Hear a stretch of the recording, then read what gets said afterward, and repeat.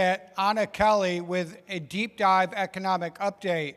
Are you guys following what's going on with inflation, tariffs, interest rates, all this stuff, and trying to make any sense of it at all, and what the new opportunities may come, and what might happen with commercial real estate as all these loans renew?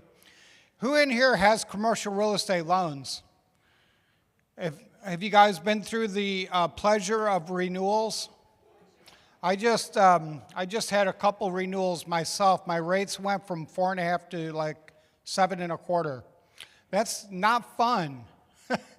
Like between interest rates rising, taxes going up, and insurance going up, like you've really got to think through that economic roadway carefully. And that's why Anna Kelly is going to do that today. And then this afternoon, of course, we're going to focus on generosity with the Chair of the Love auction. We have about 50 items. And even if you're not going to bid on the auction, you need to be in the room because it's a lot of fun just watching other deal makers live a generous life. It is so much fun. Tom Berry is an amazing auctioneer.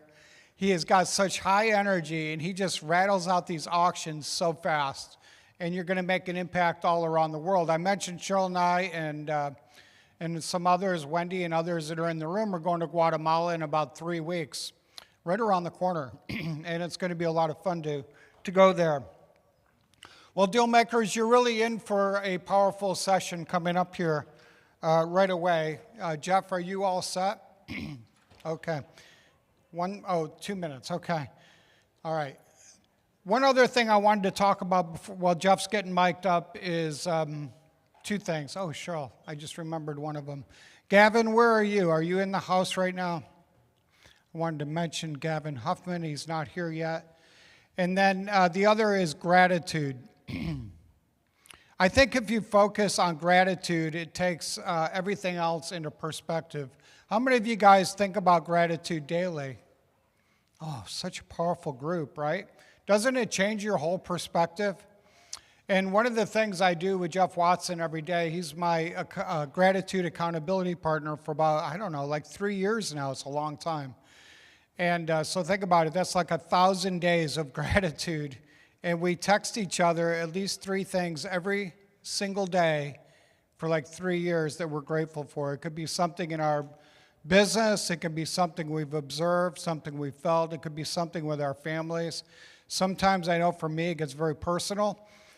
Jeff sees things about my kids and different things, grandkids that are happening in my own life.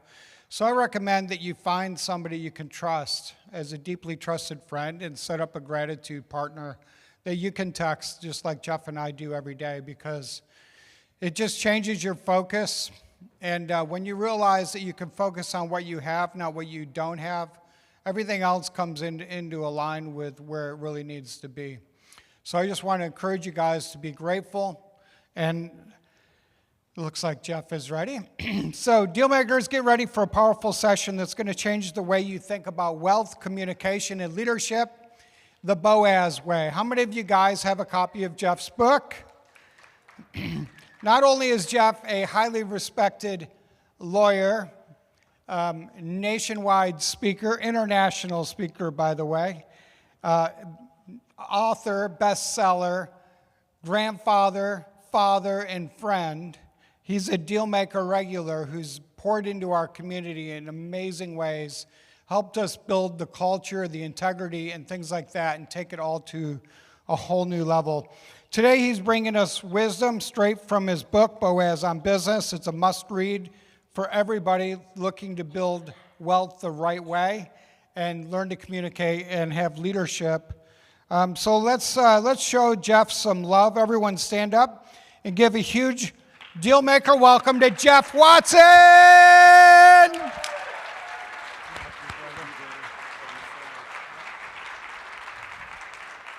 Good morning. Good morning. All right, my mic's not on, but we're going to get that. Okay, there it is. Now it's kicking on. I am looking for the clicker. Clicker. Anybody got a clicker? Otherwise we're going to be ready to rock and roll. Good morning. Good morning. How many of you are enjoying Dealmaker? Yesterday was amazing. Absolutely amazing. It was a fun time. So with that being said, as I think Reed is going to come bring me a clicker. It's on the table? If it's on the table, then I'm not seeing it. That's my cell phone for reading later. Hey, whatever. All right, well, hey, you know what? Let's just roll to the next slide and let's just keep on moving, okay? If someone can advance the next slide, that'd be fantastic. How many of you have never heard me speak before? Okay, cool. Some of you are brand newers. Some of you, pardon me? It's back there. It's back there, Jerry. Thank you. So I've been a lawyer now for over 33 years. I have, boom. Thank you. Thank you, thank you, thank you. Boom, boom, boom. All right. I've been a lawyer for over 33 years, licensed to practice in the state of Ohio. Successful real estate investor for over 30 years. Now I'm a best-selling author as of December of last year. Thank you, Rob Onspach. Thank you, my amazing assistant, Debbie, for making that happen. Privileged to represent some pretty large real estate companies, including but not limited to RealFlow, National RIA, Note School, National Wealth Builders. I'm a full-time practicing attorney, and I love working with self-directed IRA clients. I'm going to go through this as quick as I can, because this is really not what I want to talk about. But we just, okay. Changed the law in the state of Ohio 5 times, 4 times through litigation, ambulance chasing work. So I understand that work real well. Last time we changed law was in conjunction with all of the OREA crew, and Vina got involved and a bunch of other people, where we changed the law in the state of Ohio to protect landlords from these fair housing agencies that were ripping them off over these trick questions over emotional support animals. Changed national housing policy now 3 times. We got another one coming. I've co-authored amendments to Dodd-Frank, Safe, Truth, and Lending. I've helped build SDRAs from destruction with the Build Back Better bill. That was October 3.5 years ago. At a deal maker that we got moving on that with John Heyer, Quincy Long, and some other ones. And then most recently, my voice got added to the choir inside of the Beltway to help kill the Corporate Transparency Act and the beneficial ownership interest reporting. So that was a major win. I'm now working on Ohio Senator John Husted, because he's the former Secretary of State. I'm now working on him about how we delete, destroy all of the data for the domestic companies that did report. So his office is engaged on that. So that's some stuff that's been going on recently. All right, so I've got to do this disclaimer thing. You know, I'm just sorry, it's built into my, they don't let you out of law school until they teach you how to do disclaimers. This presentation is designed to provide accurate and authoritative information with regard to the subject matter covered. This is education. This is not legal advice. This is provided with the understanding the presenter is not engaged in rendering legal, accounting, professional, or other psychiatric services. If legal or other professional assistance is required, the services of a competent professional person must be acquired. And you'll be like, well, Jeff, why did you give this disclaimer considering what you're going to be talking about? Well, you'll see. Yesterday, every one of us was impacted by this dear man. He went to heaven last year. Friend of mine, friend of many in the room. Jeff Shahusky knows him well. Jim Ingersoll and others. Dykes Bodiford passed it on to his daughter, Dorsey Bodiford Cooney, who deeply impacted Chuck Glover, who deeply impacted every one of us yesterday. And to that I say to Dykes and his legacy, thank you again. All right. So I'm going to be talking to me, and the rest of you are allowed to listen in, because I am a business owner, I am an entrepreneur, and I struggle with communication. I have a goal of being a world-class communicator, and I am not anywhere near there. So let me ask you this. How important is good communication in business? It's essential. Can you imagine a mime duct-taped, handcuffed, hood, bag over their head, and how are they going to communicate? You've got to be able to communicate. A business owner that cannot correctly and clearly communicate goes out of business. It's that simple. So I'm going to give you a couple of things. Kind is clear. That is articulated by one of the men I look up to by the name of Dr. John Deloney out of Nashville, Tennessee. Amazing, amazing kind man. The drops of humanity he's put into my life on 2 or 3 occasions are just meaningful. And then my response to that is being unclear as a business owner to your team members, to your audience, to your customers, to the rest of the world to whom you're marketing. Being unclear is being disrespectful. It's that simple. Okay? And I'm going to tell you right now, this is my Dr. John Deloney says this in leadership, if you cannot treat, and that means talk to, your people with dignity and respect, quit. Get out of the business. If you cannot respectfully and clearly articulate what it is you're doing in your business, where you're going, what you expect out of people, get out of this business. I have watched with my own eyes and ears a national TV famous guru screaming for 10 minutes over the phone at his assistant. And I'm like, there's no way in the world I'll ever be anywhere near you. All right. Communication in business needs to be respectful and clear. But what exactly is meant by clear? Well, let's get into it. Because about 3,300 years ago, this guy by the name of Boaz showed us how. So, if you would, those of you who have a Bible app on your phone, turn with me or scroll or page over to the book of Ruth, chapter 2. We're going to start with verse 4 through 9 and then verse 14. All right? I'll give everybody a minute to get there because I knew where we were going and had it preloaded. Today I'm going to go out of the ESV version, and I just think it's absolutely cool to be able to stand in front of a large audience of people and use the Bible to teach about real estate investing. So, Ruth chapter 2, beginning with verse 4. And behold, Boaz came from Bethlehem, and he said to the reapers, "The Lord be with you." And they answered, "The Lord bless you." Then Boaz said to his young man who was in charge of the reapers, "Whose young woman is this?" And the servant who was in charge of the reapers answered and said, "She is the young Moabite woman who came back with Naomi from the country of Moab. She said, 'Please let me glean and gather among the sheaves after the reapers.' So she came, and she has continued from early morning until now, except for a short rest." Verse 8, Then Boaz said to Ruth, "Now listen, my daughter, do not go to glean in another field or leave this one, but keep close to my young women.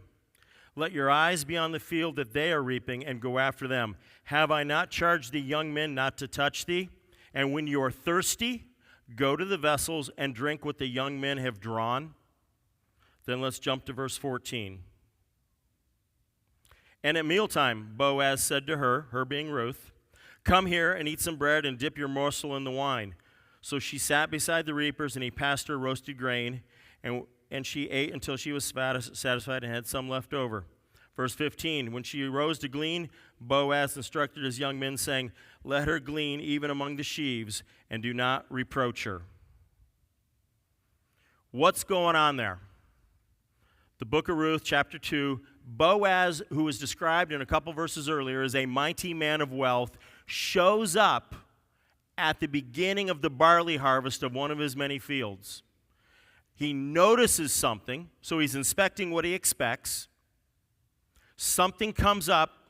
He talks to the man that's in charge.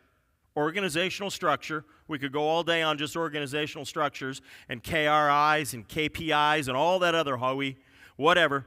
But instead, Boaz sees something and does what we all do as entrepreneurs. He makes a decision to change something. And so now he has to communicate that change. Now, I don't know about the rest of you, but I have been that type of business owner and that leader that I've made a decision to change something. And the next thing I know, I say it one time and I expect everybody to understand completely what I've said. I'll never forget, this used to happen quite often. I would have these hour-long car rides between my office and the courthouse because I would go argue with these special courts. And I would spend that hour driving back thinking about one of my problem cases. And I wouldn't be on the phone and nothing going on, and I would be analyzing and processing, and I would develop a strategy on one of these complicated cases that my office was litigating.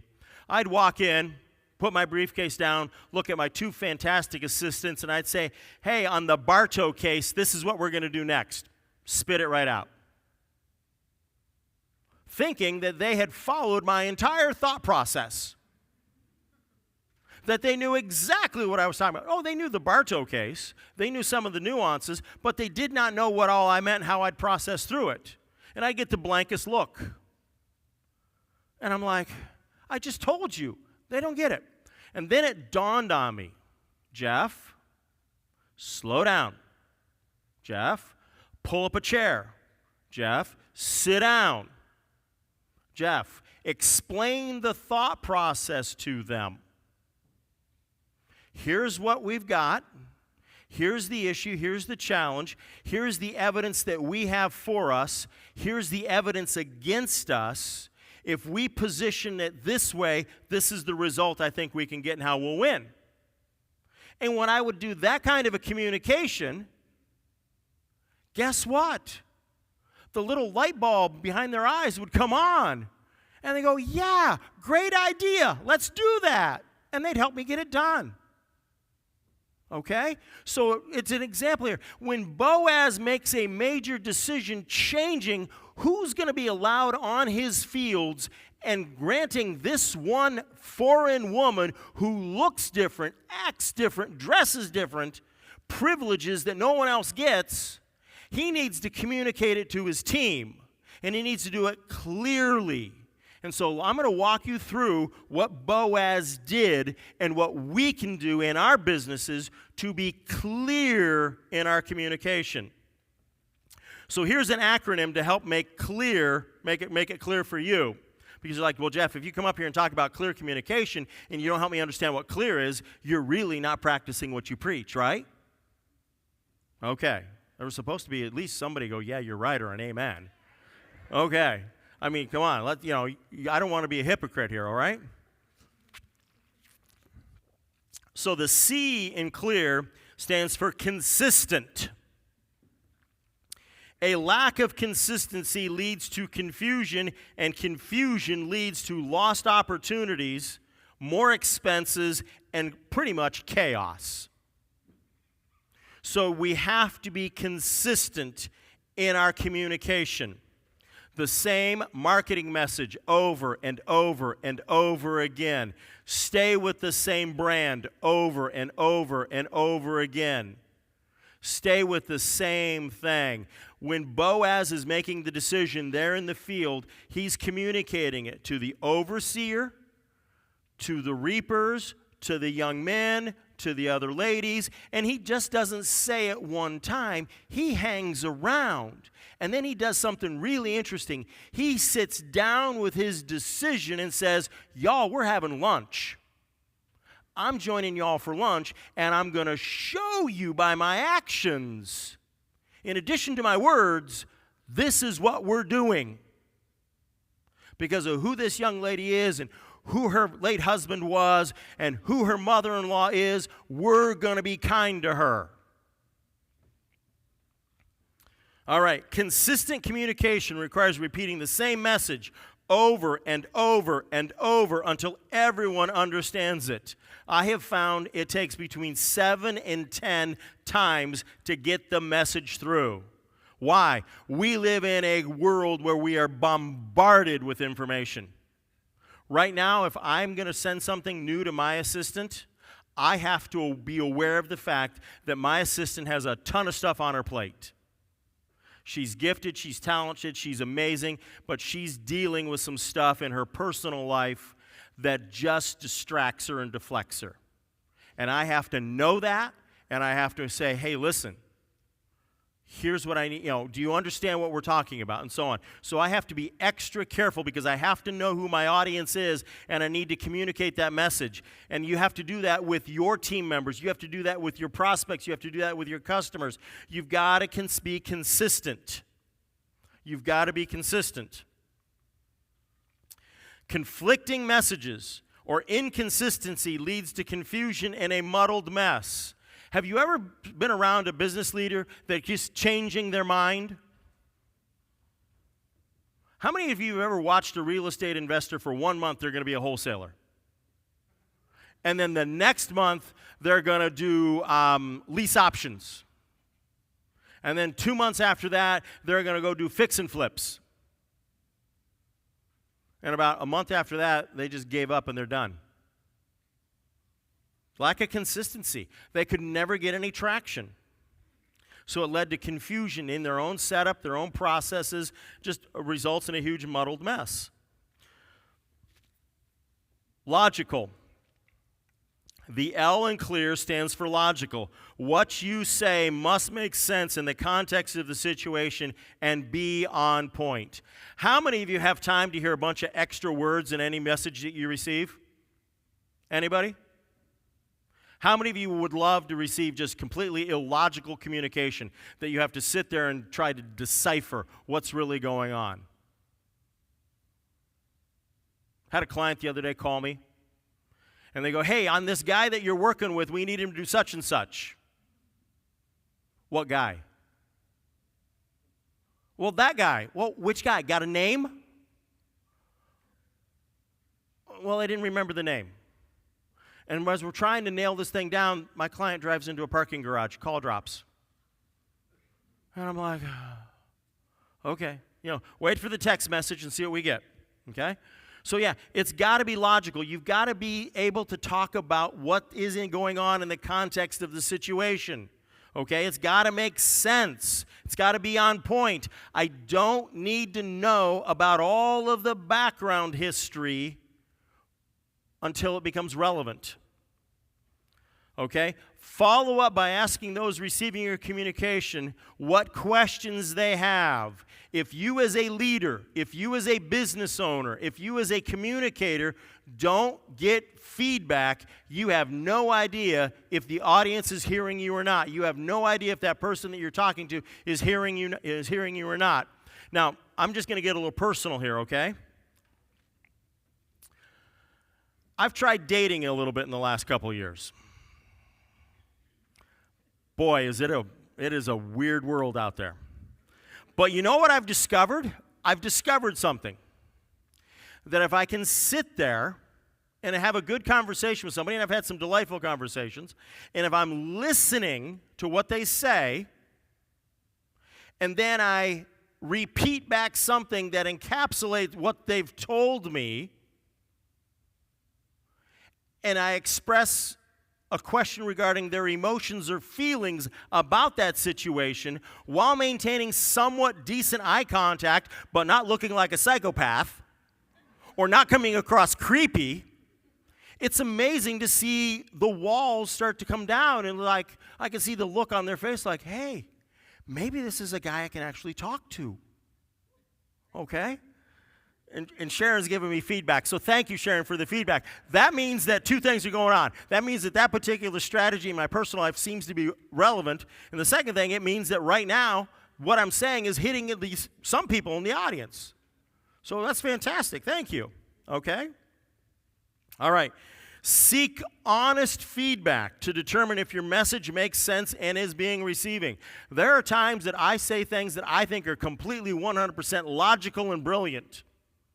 And my assistant, Debbie, just looks at me and goes like, I have no clue what you're talking about.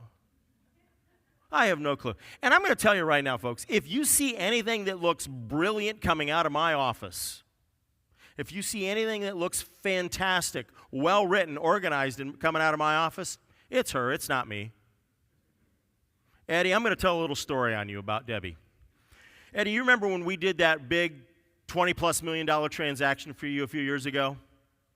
She got a pile of transactional documents from the Wall Street law firm representing that big fund that we were doing that trade with, or that you were doing that trade with.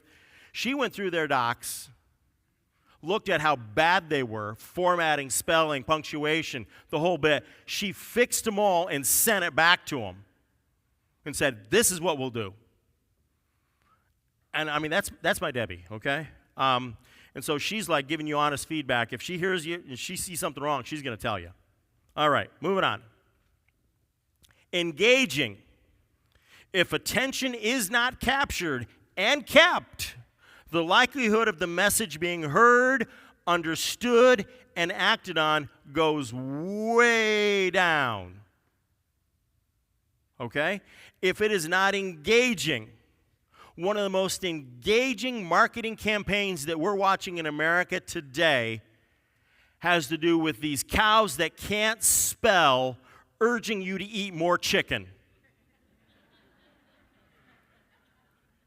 And that, I'm going to tell you, is a very deliberate campaign from an agency out of Dallas, Texas that has had legs far beyond what anybody thought. But it's engaging. It's using a medium and a message that engages. We have so many mediums of communication today that we've never had before. And now we have to think about it. I've made the decision that there are only certain mediums that I'm going to use to engage. And if somebody reaches out to me through Messenger, the first thing I'm going to tell them if you got a question is, please email me. Please email me. I'm sending everything in through one channel. If somebody wants to get my attention some other way, email me, because that's the only way I'm going to get the work done. But I have decided there's other platforms that I'm just not going to get on, I'm not going to mess with. Instagram, not for me. TikTok, not for me. I tried it. No, thank you. Moving on. YouTube, that's a forum for me. We're going in that direction. Okay. So to get and keep your audience's attention, use the features that your method of communication allows. Volume, pitch, tone, speed, punctuation, emojis, pictures, videos, your own human actions. Think about this. There in that hot barley field, the sun beating down, it's getting towards midday. It's at least mid-morning, maybe a little bit later. Boaz, an incredibly wealthy man, looks at this young lady and says, you have my permission to drink the water that my employees pulled out of the well and brought for themselves. So he uses the water as an illustration. But he doesn't stop there. He stays around for lunch, and he makes sure that everybody on his team sees him make sure that she's got more than enough to eat. So much that she got during lunch that she took a bunch of it aside and saved it to take home to her mother-in-law. But his actions, using what he had there, the water and the food, showed his team he's serious about this change in business operations. So let me ask you, when you're communicating to your team about a change in business operations, are you doing things that back that message up, or are you doing things that undercut that message? Think about that as you're trying to communicate that message, because you need to be clear. The A, accurate. Are the facts, information being conveyed correct? I'm a lawyer. I want precise, accurate, factual data. How many of you are a client of mine and you've sent me stuff and I go, I need more? Some of you are in the room, I know it, okay? I'm not going to pick on any of you, but I know who you are, all right? I want dates, times, locations, names, objectives. I'm going to tell you right now, a garbled talk-to-text message are the worst, especially when you let Siri or autocorrect have fun with it. Okay? True story. True story. Been working on this problematic commercial refinance for a client. The client is coming to the end of the period in the modification document with the big lender. We're talking lots of money on the table, folks. And there's a junior lender who is being an absolute flaming annoying pain in the most painful part of your body. Okay? And this particular lender, I never want to ever deal with again.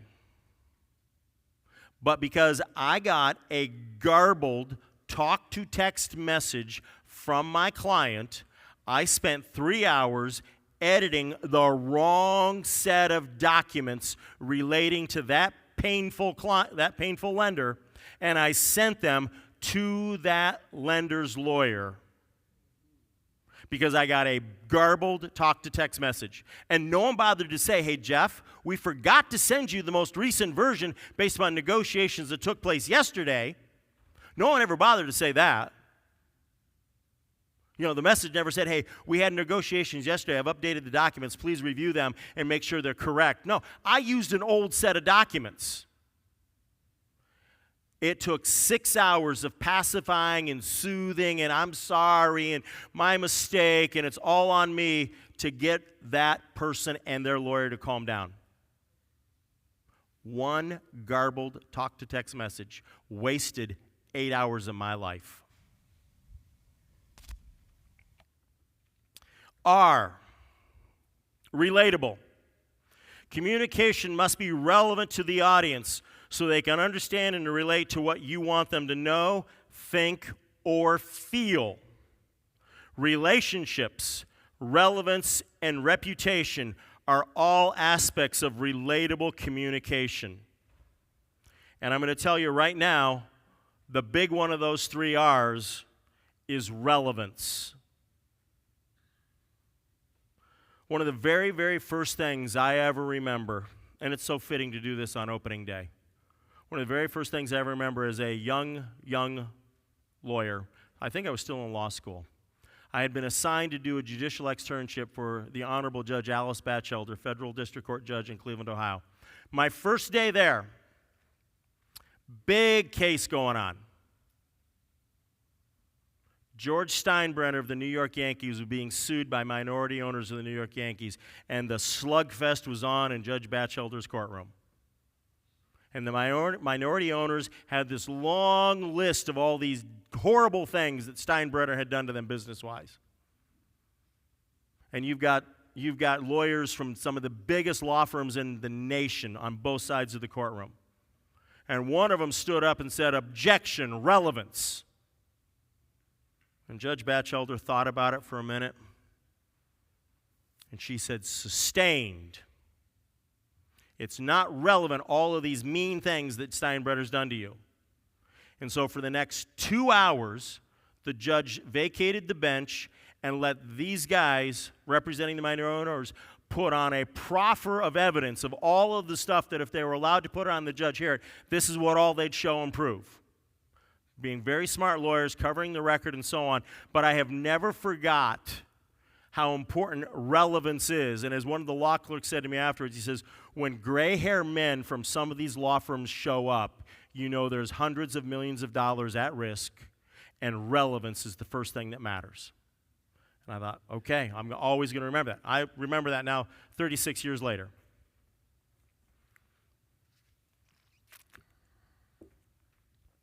Okay, we're going to wrap this up. I've got a little over 10 minutes left on the clock, so we're in great shape time-wise because I've got some things I want to share with you. So communication in any business is essential. So I just got to ask, I should have asked this at the very beginning, how many of you are like, Jeff, I'm not in business? Okay, so let's reverse the question. How many of you are real estate investors? Are real estate investors business owners? Are there other people in the room who have businesses other than real estate? Raise your hands. Are there any authors, information marketers, tech people, videographers, photographers? You're all in business, right? So is this relevant on how to communicate and be in business? Because if you can't communicate, what happens to your business? Just imagine you can't use the phone to talk to anybody. You can't send an email. You can't text anybody. You're sitting in a room all by yourself. The lights are off, and no one else is in the room. How long is your business going to last? Does your team know what to do? Have they been trained? Can they follow? No, of course not. You're going to go out of business. So communication is one of the essential aspects of the lifeblood of a business. I'm going to tell you it's the oxygen within the blood circulating within your business. Without the communication, you're just going to go out of business. Each of us need to consistently improve our communication. I know I need to.